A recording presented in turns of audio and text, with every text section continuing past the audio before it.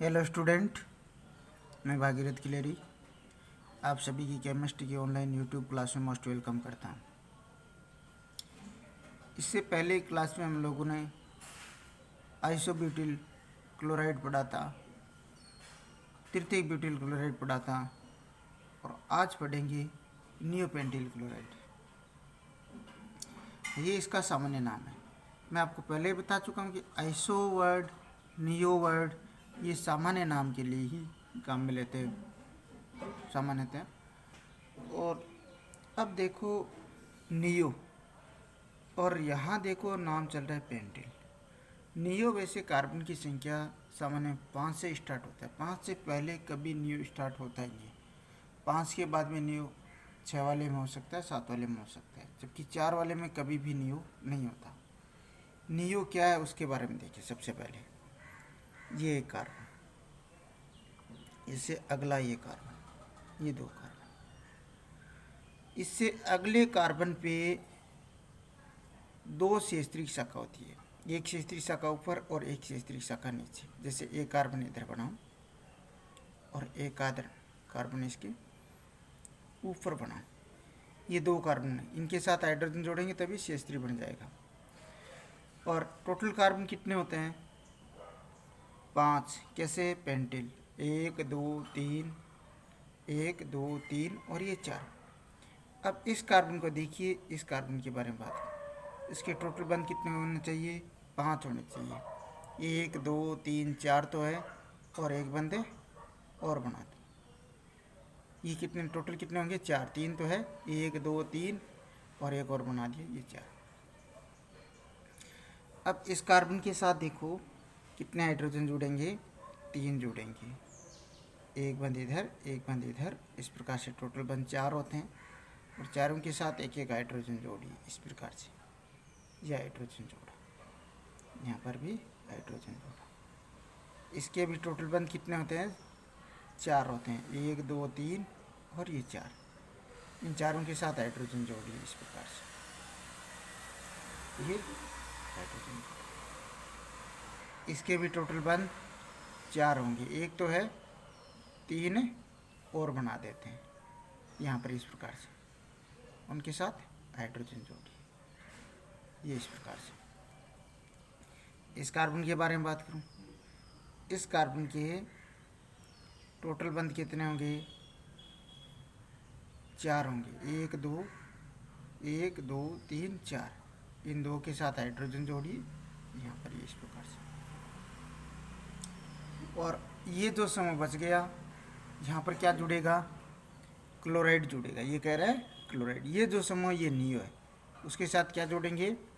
Chloride. ये यहाँ पर ये क्या जोड़ दिया? Cl। तो ये क्या बन गया? Neo chloride. अब इसी को थोड़ा समझाने के लिए मैं इसका संघनन सूत्र लिख रहा हूँ। जिससे ये कार्बन, ये पहला कार्बन, इससे अगला कार्बन ये अगला कार्बन। अगले कार्बन पे देखो, इस अगले कार्बन पे देखो, ये कार्बन जुड़ा और इसके साथ कितने हाइड्रोजन, ये कार्बन जुड़ा और इसके साथ कितने हाइड्रोजन जुड़े हैं? 1 2 3। तो तीनों हाइड्रोजन को एक साथ लिख दो यहाँ पर, ये स्थिति। फिर ये कार्बन, तो ये कार्बन, इस कार्बन के साथ कितने हाइड्रोजन जुड़े? 3। इसके साथ ये 3 हाइड्रोजन जुड़े। फिर ये कार्बन, इसके साथ ये बंद है तो ये बंद रहा। फिर इसके बाद में ये कार्बन, यहाँ पर इतना लिखा। अब देखिए ये वाला जो प्रथम कार्बन है, इसके साथ हाइड्रोजन कितने जुड़े हैं? 1 2 3 हाइड्रोजन जुड़े हैं। 3 हाइड्रोजन जुड़े हैं तो तीनों हाइड्रोजन को यहाँ लिख दीजिए इस प्रकार से, ये 3 हाइड्रोजन। यहाँ देखने से ही पता चल रहा है इस कार्बन के साथ कितने हाइड्रोजन है? 3। अब यहाँ साफ साफ पता चल रहा है इस कार्बन से अगले कार्बन, इस कार्बन से अगले कार्बन में 2 शेषत्रिक शाखा है। एक शेषत्रिक शाखा इधर और एक शेषत्रिक शाखा इधर। जैसे इससे अगले कार्बन में 2 शेषत्रिक शाखा हो जाती है, इसका वो समूह क्या कहलाता है? सामने नाम के अंदर है, नियो कहलाता है। तो इसका मतलब नियो तो हो गया। और फिर इससे अगला कार्बन, इसके साथ देखो हाइड्रोजन कितने जुड़े, 2 जुड़े, तो यहाँ पर ये 2 जुड़े, और ये इसका एक बंद खाली।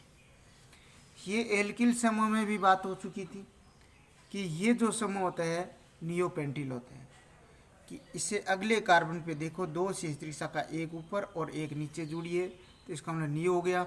अब टोटल कार्बन कितने हैं, 1 2 3 4 और ये 5, और एक हाइड्रोजन कम है तो ये नियोपेंटिल। अब इस नियोपेंटिल के साथ क्या जोड़ा, क्लोराइड जोड़ा, तो इसका नाम क्या हो गया, नियोपेंटिल है क्लोराइड। इस प्रकार से इसका नाम लिखा जाता है, ये सूत्र लिखा बनता है। अब इसी प्रकार से इसको लिखने का जो तरीका है वो और क्या हो सकता है, यहाँ देखिए इस कार्बन के साथ कितने CH3 जुड़े एक जैसे, 1 CH3, 2 CH3, 3 CH3 जुड़े, समान समूह जुड़े 3 CH3, तो ये CH3 रहा। कितने जुड़े एक जैसे, 3 जुड़े, तो यहाँ पर क्या लिख दूँ, ऑल थ्राइस लिख देता हूँ। ये क्या लिख दिया, ऑल थ्राइस, 1 2 3 जुड़े हैं तो ऑल थ्राइस। फिर उसके बाद में किस पर जुड़े, इस कार्बन पे जुड़े, तो ये कार्बन रहा।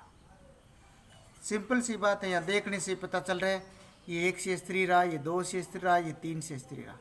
3 CH3 है तो यहाँ पर CH3 एक जैसे एक ही कार्बन पे जुड़े हैं।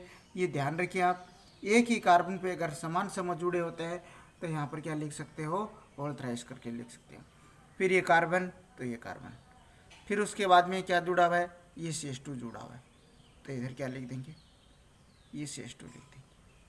फिर इसके बाद में क्या जुड़ा हुआ है, ये Cl, तो इधर क्या लिख देंगे, ये Cl। इस प्रकार से, तो इसी को इस प्रकार से लिखा जाता है, ये लिखने का तरीका है।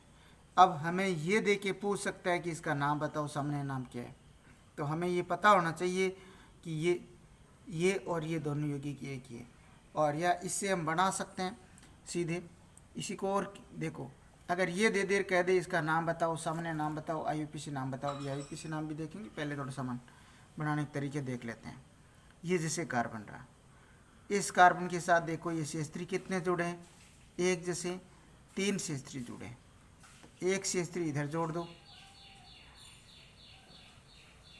दूसरा CH3 इधर जोड़ दीजिए, और तीसरा CH3 इधर, ये 3 जुड़े, तो इस प्रकार से।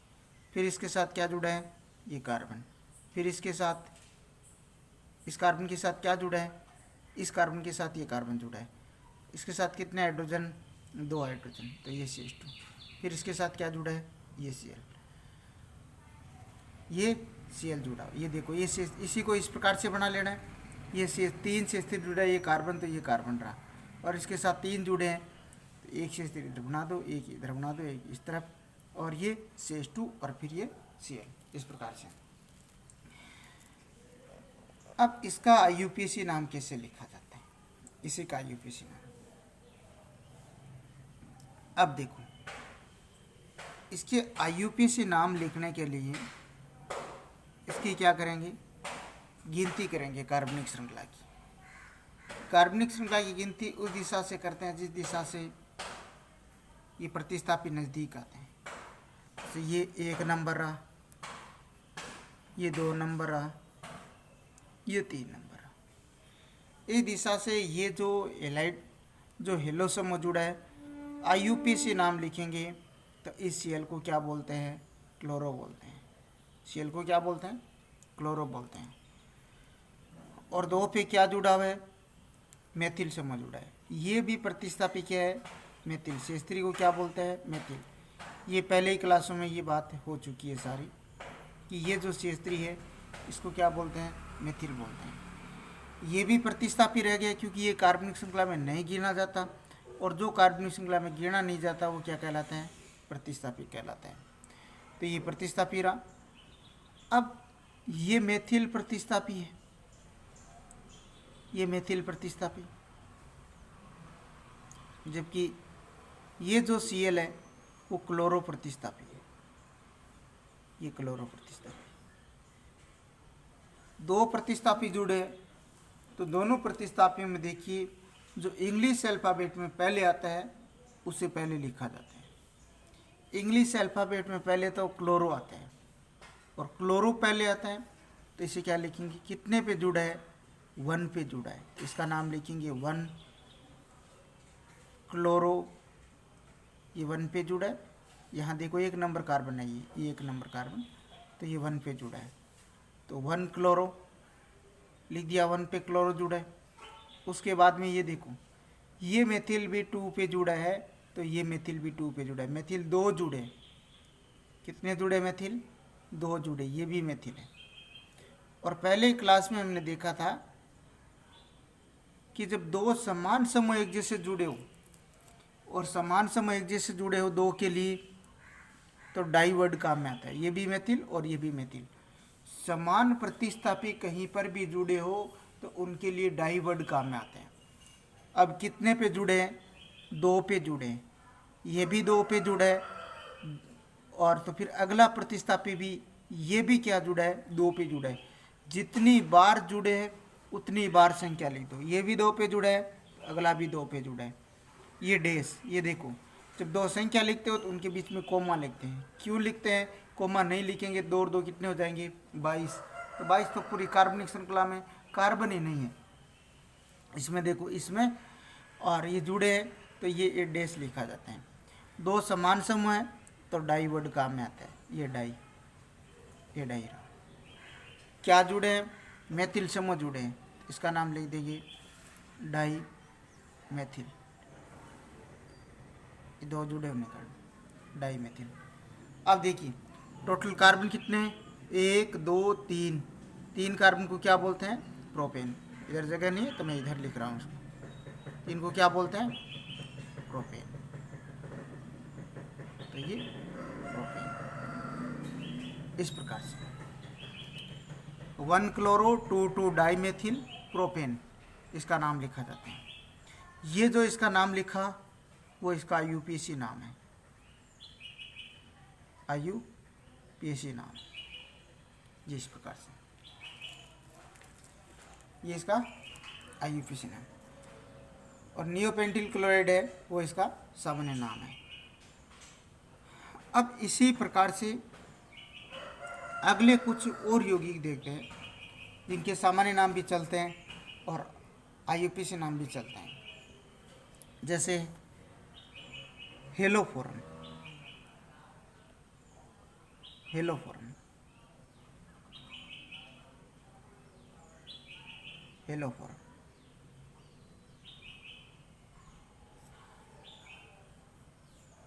ये हेलोफोरम नाम है, ये सामान्य नाम है, ये ध्यान रखें, ये हेलोफोरम सामान्य नाम है। क्या मतलब है हेलोफोरम का, अभी देखते हैं। कि जैसे एक कार्बन है,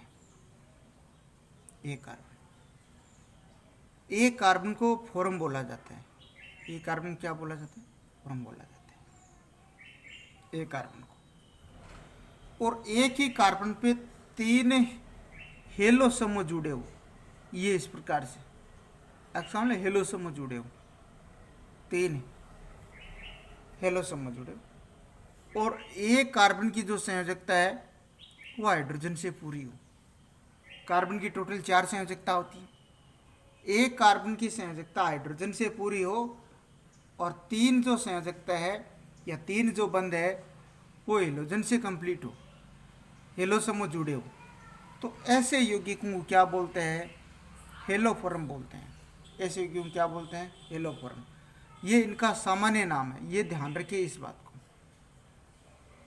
अब इसे लिखने का जो तरीका है वो कैसे, ये तो इसका सटना सूत्र, फिर ये कार्बन, इस कार्बन के साथ हाइड्रोजन जुड़ा, कार्बन के बाद में हाइड्रोजन लिखा जाता है, फिर हेलो समूह लिखा जाता है। हेलो कितने हैं, 3 जुड़े हैं, तो X3, CHA X3 हो गया।